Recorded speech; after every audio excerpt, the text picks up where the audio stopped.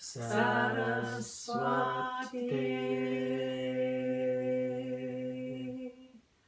Namaha.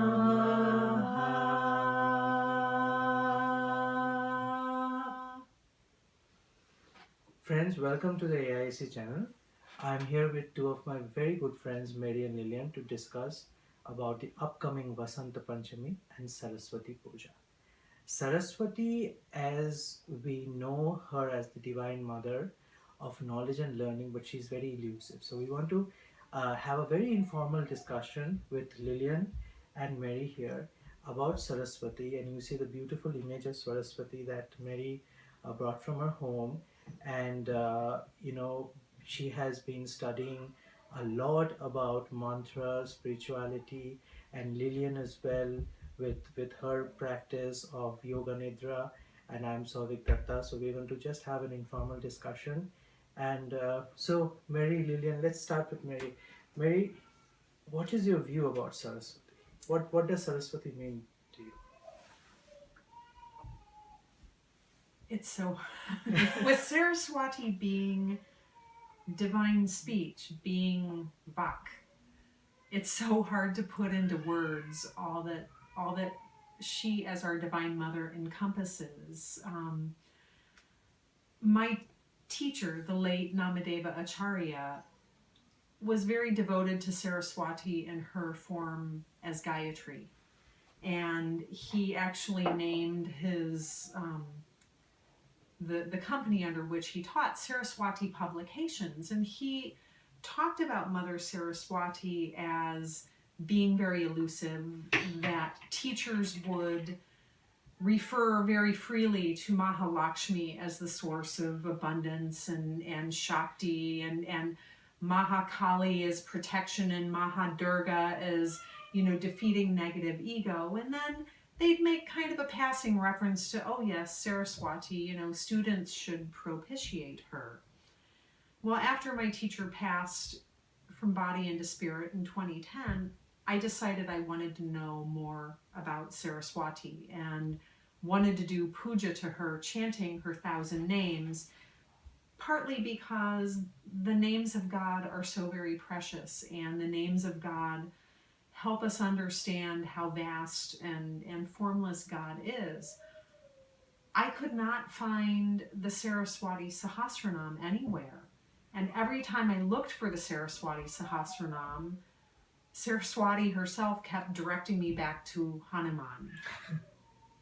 I kept finding the 1,000 names of Hanuman or a Hanuman prayer. And I realized that she kept directing me to increase my bhakti. And that in order to attain her, even though she is that pristine knowledge, it's through your heart that you approach her. And I started looking for her 1,000 names in late 2010 after my teacher passed, and I did not find them until probably about a year and a half ago, in late 2014. And even then, I found the transliterations of her 1,000 names, but not the translations of what they mean. Mm-hmm. And so she's still asking me to worship her in the form of learning. And that is an important point, that study and worship are closely connected. Mm-hmm. And learning the nature, not just through our brains, but through our mind and heart as they are connected. And that's what Mother Saraswati, I feel, is asking of me in my studies and my learnings, is not just to share knowledge, but to share heart wisdom and to connect all that she has to offer certainly with a very sharp mind, but also with a heart that is devoted to serving God. So that's kind of where I'm coming from in knowing and loving Saraswati. And ironically, with this particular image of her, I found her at the Vedanta Center in Los Angeles, which, if you're ever there, I'll give a little plug for them. Their bookstore is an amazing resource, mm-hmm. of any kind of information on world religions, not just the Vedic path. At that point, I'd gotten the point, okay, learn about Hanuman, develop your bhakti. So I was looking for an image of Hanuman.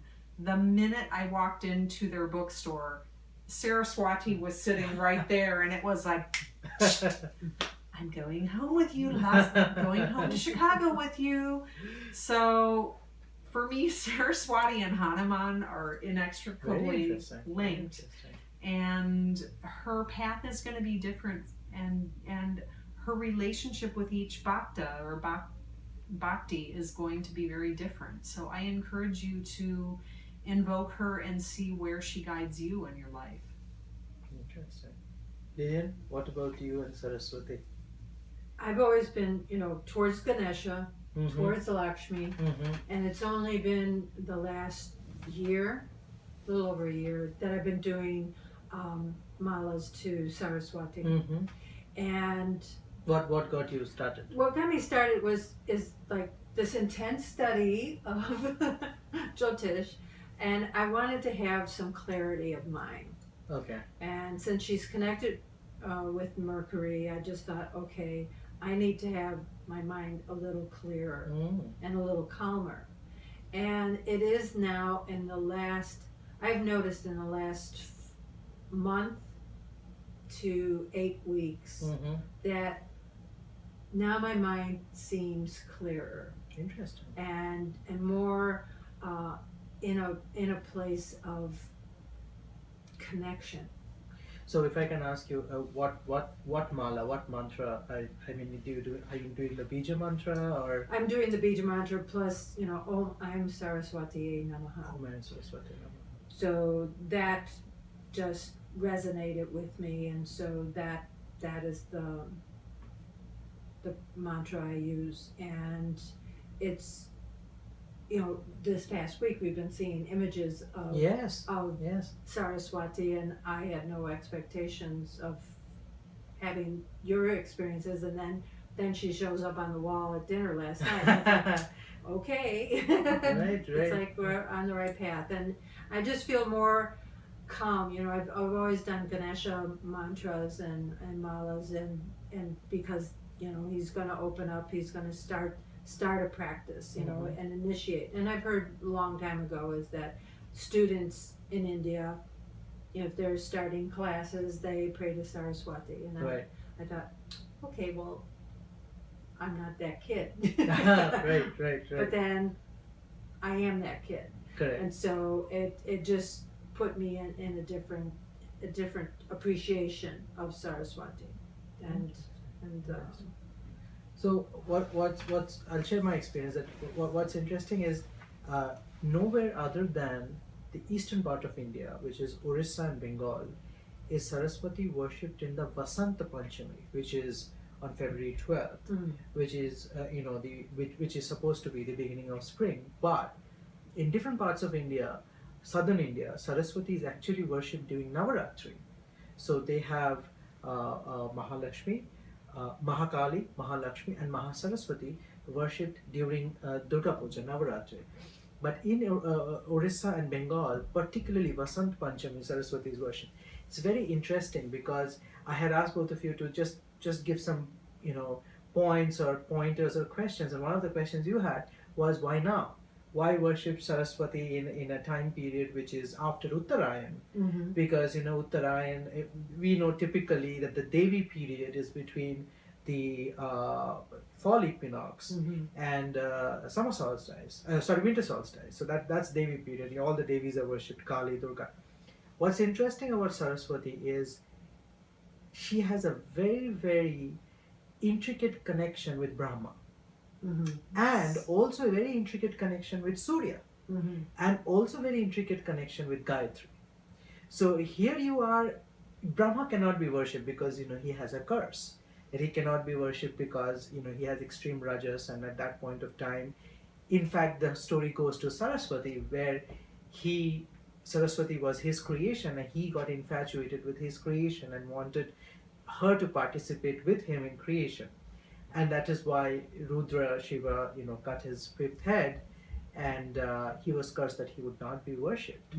So he's just worshipped in one place in India, that's Pushkar, and it's supposed to be he's worshipped there with Saraswati and Gayatri together. So